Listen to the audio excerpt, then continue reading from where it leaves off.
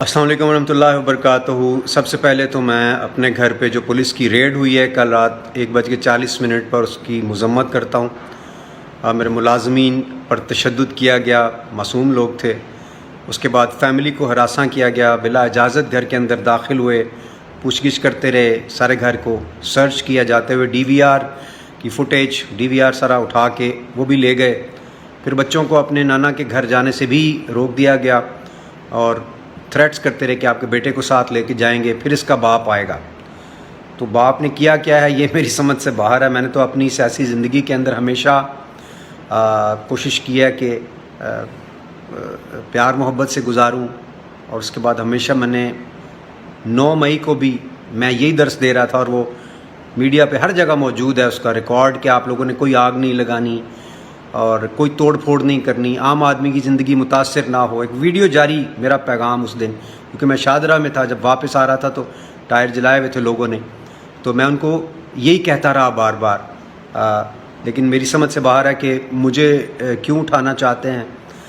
میری دعا ہے اللہ سے کہ ایاک نعبد و ایاک نستعین تو ہم کہتے ہیں، اب اس سے آگے بڑھ کے کہیں اہدنا الصراط المستقیم، اور پوری قوم کہے، کوئی ایک گروہ نہ کہے کہ یا اللہ ہمیں سیدھا راستہ دکھا، صراط الذین انعمت علیہم۔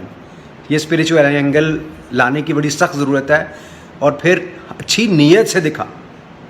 انشاءاللہ جب ہماری نیت صاف ہو جائے گی سب کی، اس وقت انشاءاللہ حالات بہتر ہوں گے۔ اور پرزور مذمت کرتا ہوں میں 9 مئی کے واقعات کی، جدھر توڑ پھوڑ ہوئی، بالخصوص کور کمانڈر صاحب کے گھر میں، اور اس طرح کی جتنی بھی امپورٹنٹ انسٹالیشنز ہیں۔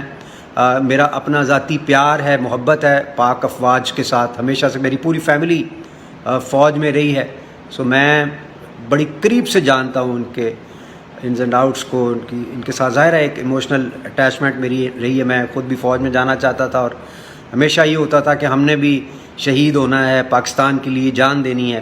سو وہ شہداء کی جو یادگاریں ہیں وہ ٹوٹتی ہوئی دیکھ کر تکلیف ہوئی ہے۔ مجھے نہیں پتہ کس نے کیا ہے، جس نے بھی کیا ہے ان کو یہ سزا ضرور ملنی چاہیے، تاکہ آئندہ کے لیے ایک پریسیڈنٹ بنے کہ ہم نے اپنا یہ جو قیمتی سرمایہ ہے اس کو کیسے محفوظ رکھنا ہے۔ اور اس سے امبیرسمنٹ ہوئی ہے پاکستان میں نہیں، پاکستان سے باہر کی مجھے زیادہ فکر تھی کہ دوسرے ممالک کے لوگ ایسے کیا سوچتے ہوں گے، کہ کیا اتنی ولنریبل ہے ہماری فوج۔ لیکن I am sure corps commander صاحب جیسے وہ ہوتا ہے کہ نہیں میرے اپنے بچے ہیں، ان کو میں سمجھا لوں گا اس طرح، لیکن بیچ میں مسکرینٹس بھی ہوتے ہیں، ہر طرح کے لوگ بیچ میں ہوتے ہیں۔ سو اللہ تعالیٰ آئندہ ہمیں اس طرح کے کسی بھی معاملے سے جو ہے وہ بچنے کی ہمت توفیق عطا فرمائے۔ اور میری اللہ سے دعا ہے کہ پاکستان میں جو پولیٹیکل ٹیمپریچر ہے نہ صرف کہ کم ہو، بلکہ سینٹی پریویل کرے، ہم کانسٹیٹیوشن کو فالو کرنے والے بن جائیں، اور ہماری نیتیں ٹھیک ہوئیں۔ میں کہتا ہوں جس دن ہم سب کی نیت ٹھیک ہو جائے گی، ہم پاکستان کے لیے نیت اپنی ٹھیک کر لیں گے، انشاءاللہ اللہ بھی ہماری مدد کو ضرور پہنچے گا۔ بہت شکریہ۔ پاکستان زندہ باد۔